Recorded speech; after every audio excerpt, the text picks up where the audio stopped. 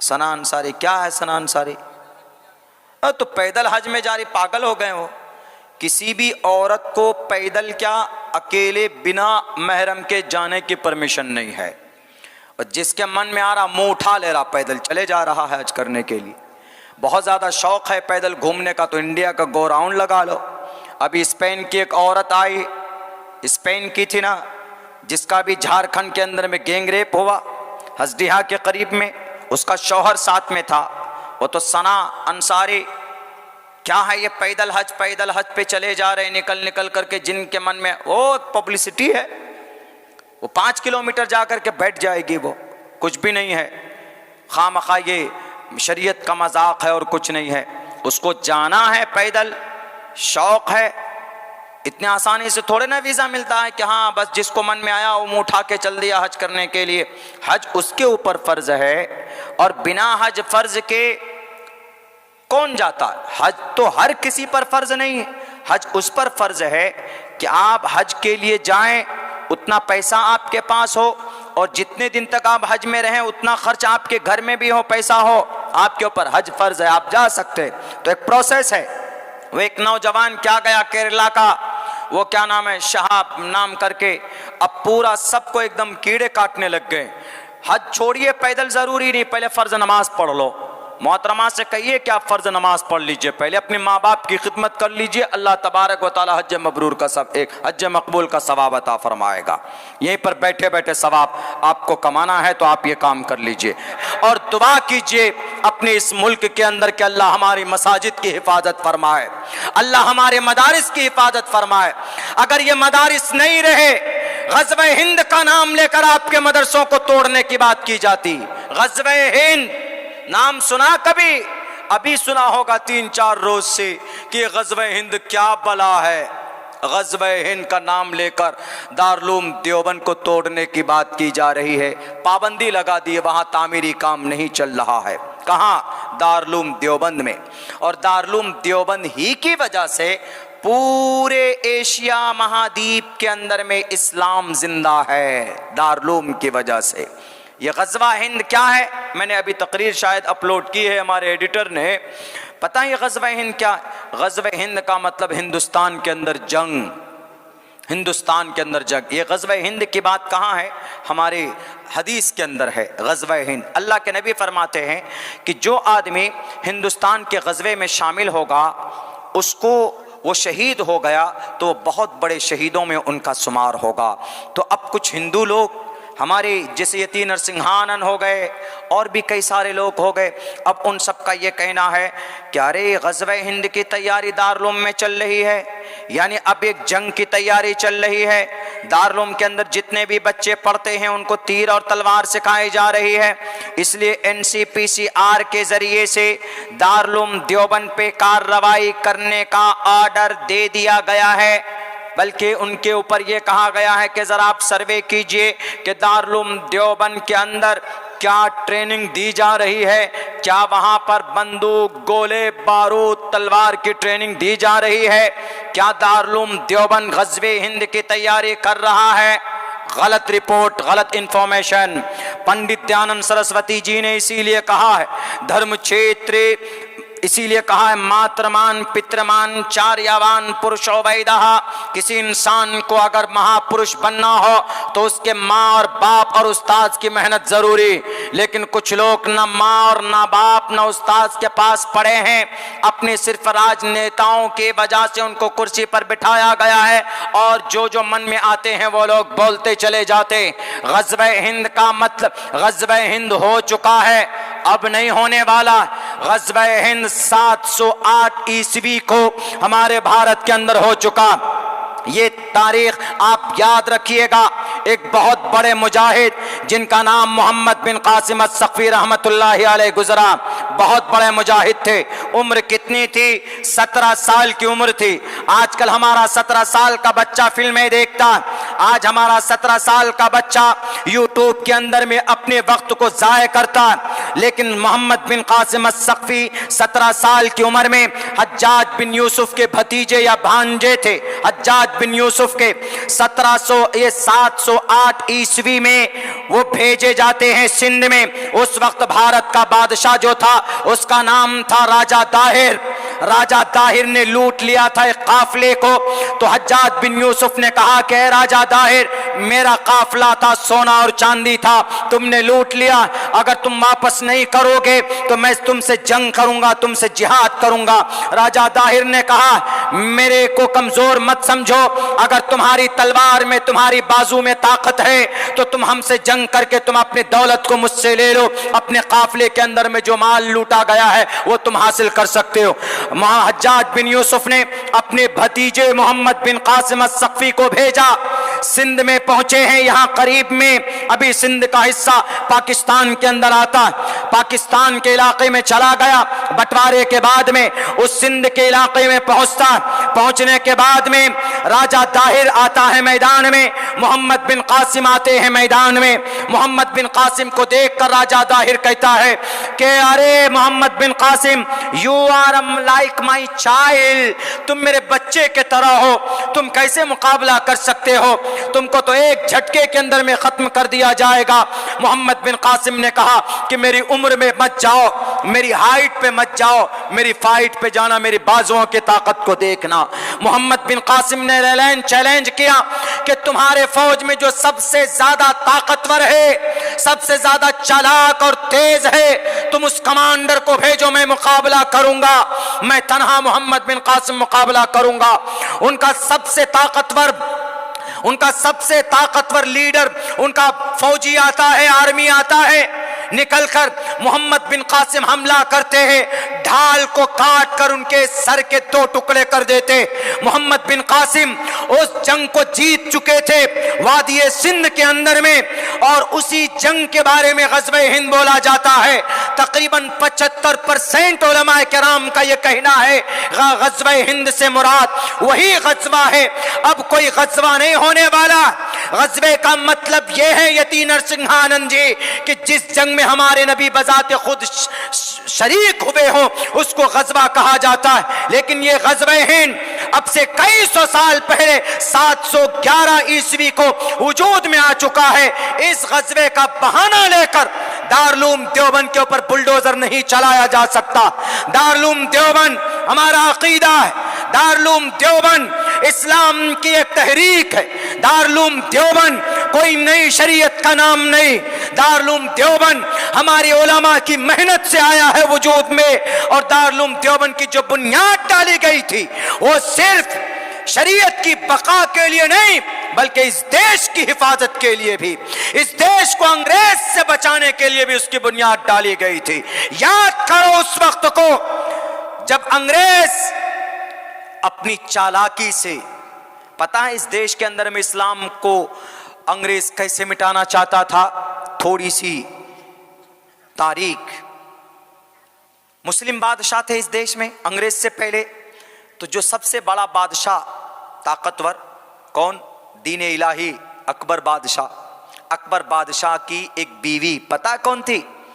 बादशाहों के अकीदे का पता नहीं चलता। तो औरंगजेब की एक बीवी थी जिसका नाम मरियम जमाई, वो क्रिश्चियन थी। क्रिश्चियन मतलब नसारा, क्रिश्चियनिटीज। जो भारत में क्रिश्चियन आया है पता है वो कोई बात है क्या जी? हाँ, भारत के अंदर में जो क्रिश्चियन आया है, मुझे बता दीजिएगा जब मेरा वक्त पूरा हो, मुझे बोल दीजिएगा। हाँ, मुझे बता दीजिएगा कब। बस मैं चूँकि और भी है, हज़रत मौलाना अब्दुल खालिक साहब है, अब बच्चों को वो शायर है हमजा यास असद आज़मी साहब, उनको भी आपको सुनना है। लेकिन मैंने सोचा कि अभी जो ये नया वो चल रहा है ग़ज़वे हिंद का बहाना लेकर दारुल देवबंद के ऊपर में अटैक, इसके ऊपर तो बात आना ज़रूरी है ना, वरना फिर कौन बोलेगा इतनी बड़ी वाह भाई देखिए अमालनामा आ गया है हमारे पास में और इंग्लिशे में लिख के भेजते हैं। बात की बात है, मासूम नाबालिग बच्ची थी, कौन करने वाला? हमारे जवान, इस देश के जवान गलत रास्ते पर जा रहे हैं। सीधे रास्ते पर हमारे जवानों को आने की ज़रूरत है, हमारे मुस्लिम नौजवानों को भी और हमारे आरएसएस, वीएचपी, बजरंग दल, शिवसेना के नौजवानों को भी। ठीक है, आप शिवसेना बनाए हैं, अच्छी जब बात है, आप बजरंग दल बनाए, अच्छी बात, लेकिन इस प्लेटफॉर्म के जरिए से किसी बेटी की इज्जत की रक्षा करो, कोई अच्छा काम करो, देश के अंदर में नफरत मत फैलाओ तो अच्छा है। तब आपकी जवानी बढ़िया है, बढ़िया चीज में आप लगा रहे हैं।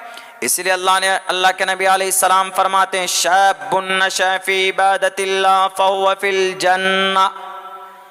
जो जवान अल्लाह की याद में जिंदगी गुजारता है, कैसे याद में कि बैठ गए अल्लाह अल्लाह कर रहे हैं, नहीं, जैसे नमाज का वक्त हुआ, नमाज पढ़ के आए, अपना कारोबार में लगे, दुकान बेच रहे हैं, काश्तकारी कर रहे हैं, कोई भी काम कर रहे हैं, लेकिन दिमाग में ये बात है कि अरे यार असर की नमाज का वक्त कब होना है, अजान कब होगी, हम फौरन मस्जिद जाएंगे, नमाज पढ़ेंगे, ये याद।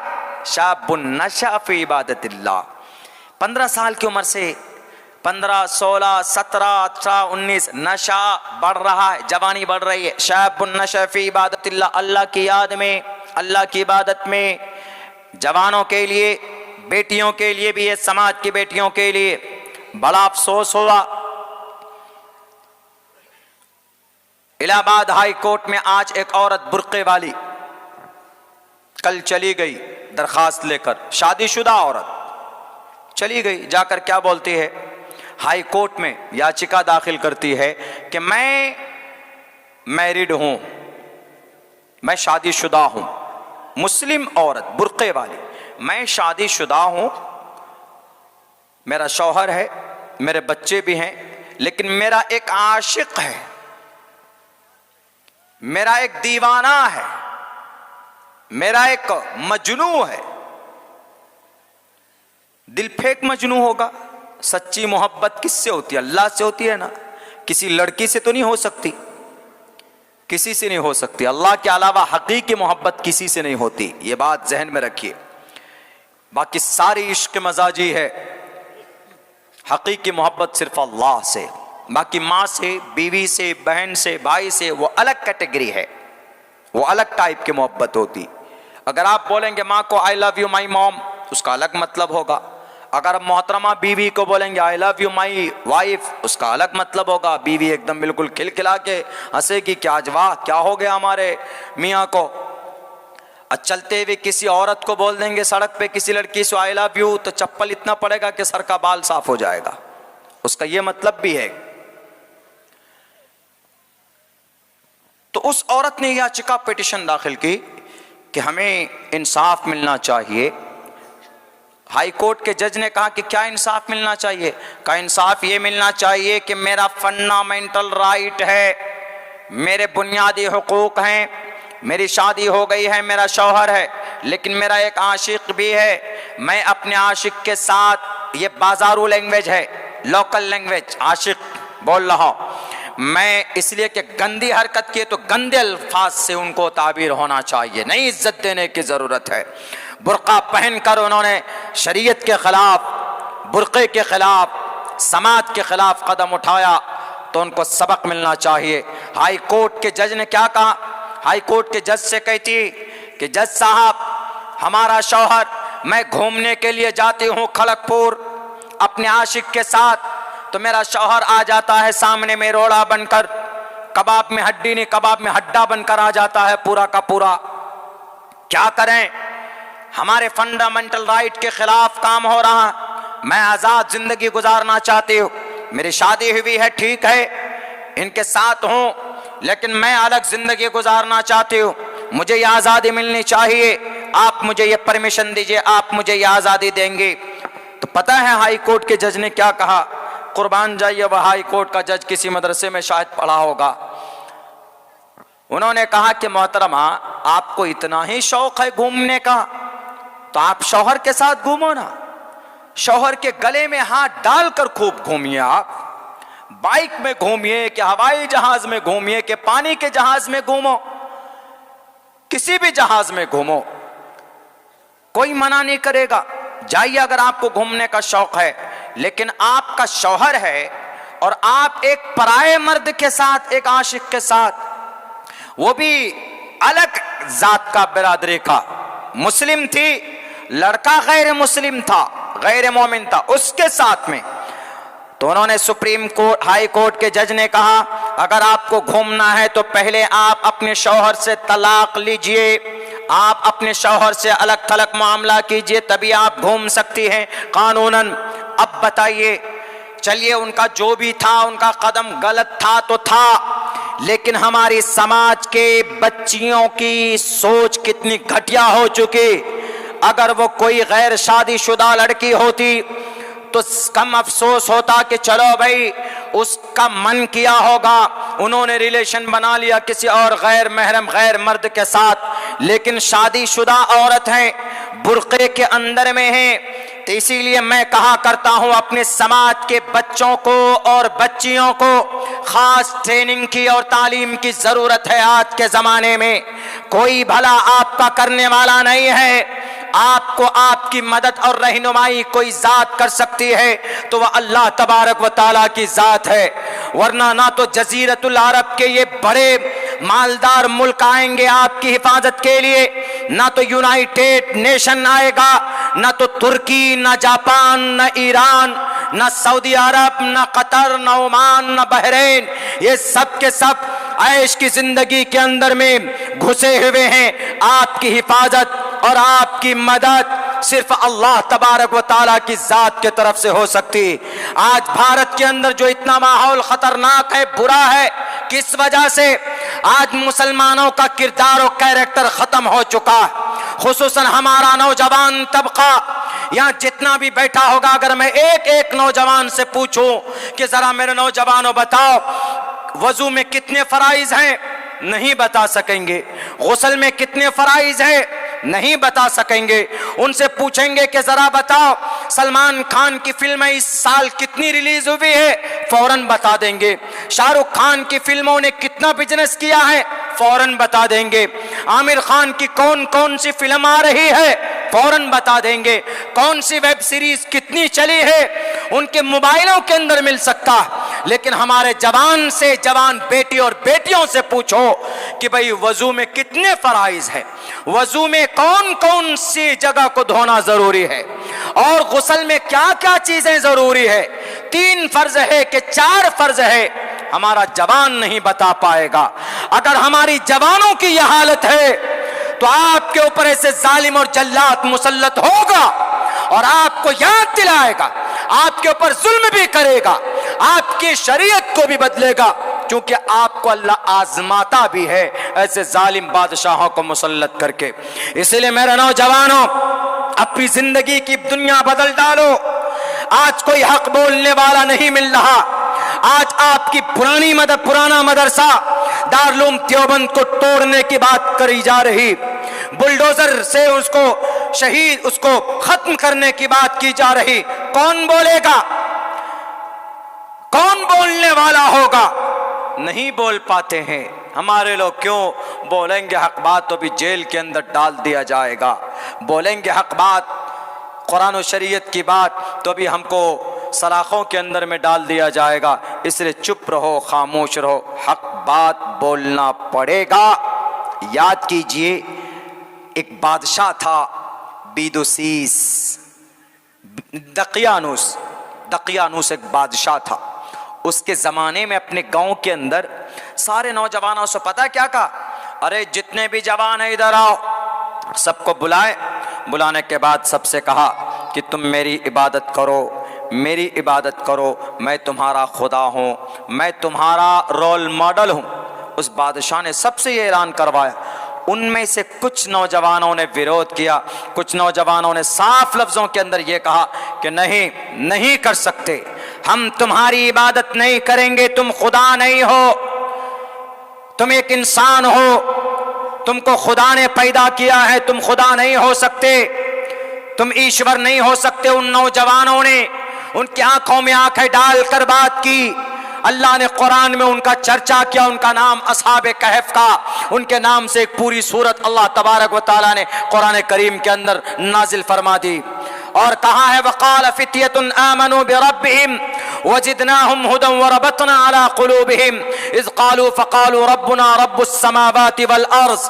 और जालिम बादशाह को कहा कि तुम जालिम हो, तुमको खुदा नहीं मान सकते, इसलिए कि खुदा अल्लाह है जो पानी के कतरे से इंसान को पैदा करता। हम उस रब को मानते। मेरा खुदा वो है जिसने 6 करोड़ 30 लाख मुरब्बा मील के इलाके में जमीन को पैदा किया। मेरा खुदा वो है जिसने आदम को बिना बाप के पैदा किया। मेरा खुदा वो है जिसने ईसा को बिना बाप के पैदा किया। मेरा खुदा वो है जिसने 10,000 साल पहले हजरत इंसान को पैदा किया।